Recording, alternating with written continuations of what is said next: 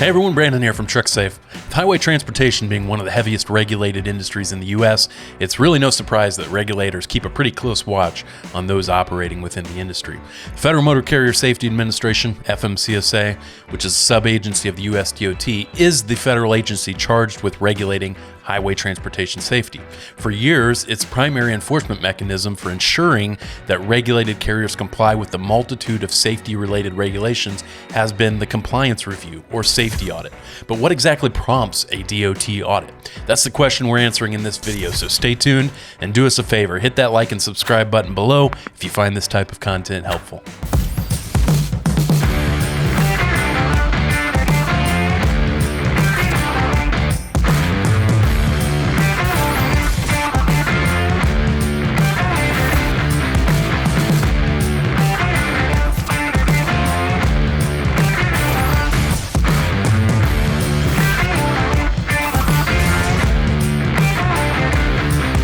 Aside from a serious accident, there's really nothing more nerve-wracking for a motor carrier than the prospect of a DOT audit, and for good reason.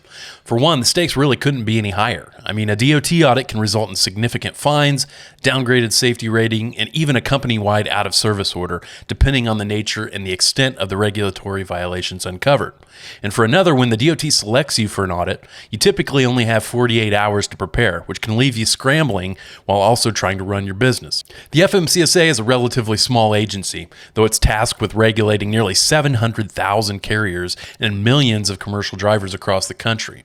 With this in mind, the agency lacks the personnel to audit a significant percentage of regulated carriers at any regular interval, so it has to prioritize carriers for audit. Understanding what factors the agency uses to prioritize carriers for audit is important for all carriers to understand so they can do their best to keep out of the crosshairs. So let's dig into it. Now, DOT audits come in many forms: new entrant, focused, comprehensive, on-site, off-site.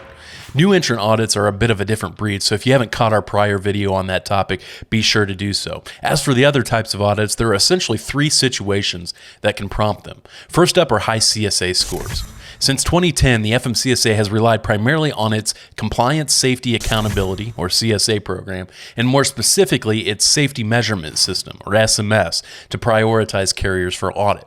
SMS is a system that scores all regulated motor carriers using data gathered through roadside inspections, crashes, and investigations occurring within the past 24 months.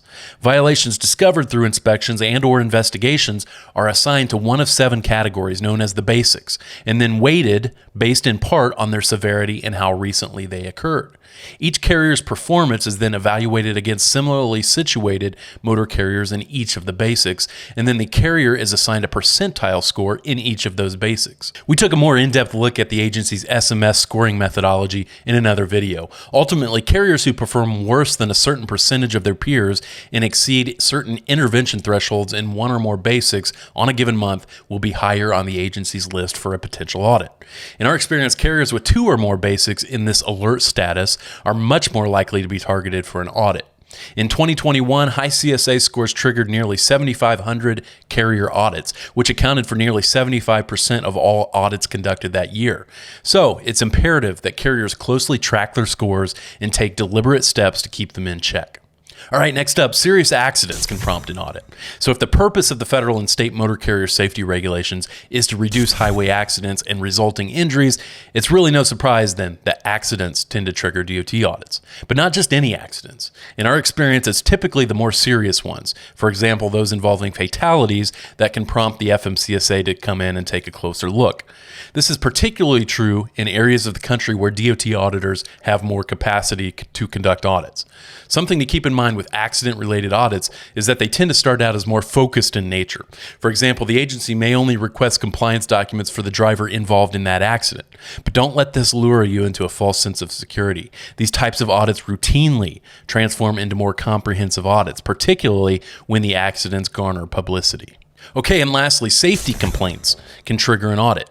Yet another common trigger for a DOT audit is a complaint made against the motor carrier. The FMCSA explicitly solicits safety-related complaints on its website, and it tends to take them pretty seriously. Unfortunately for carriers, it's not uncommon for disgruntled employees or former employees to file these complaints and prompt a DOT audit, even when their complaints have no real basis in fact.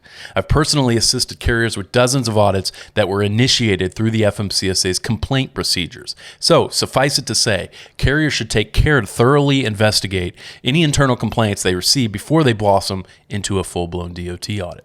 All right, that's going to wrap things up for this short video. Once you're in the midst of a DOT audit, what prompted it in the first place is really besides the point. But until then, carriers should understand the most common triggers so that they can work to avoid them at all cost. To this end, we recommend carriers be proactive in evaluating their safety programs and working to close the gaps before they become gaping holes. Carriers should consider conducting or commissioning a mock DOT audit as a way to prepare for a real one. If you need assistance with or guidance on preparing for an audit, feel free to get in touch with us. We regularly assist motor carriers of all types and sizes with these types of requests. For even more in-depth information about these types of regulatory issues and major aspects of the federal and state safety regulations, be sure to check out our innovative online courses for safety managers and drivers over at trucksafeacademy.com. Also, be sure to check out our detailed compliance articles on our website at trucksafe.com and follow us on our various social media pages for the latest highway transportation news and analysis. Thanks for watching.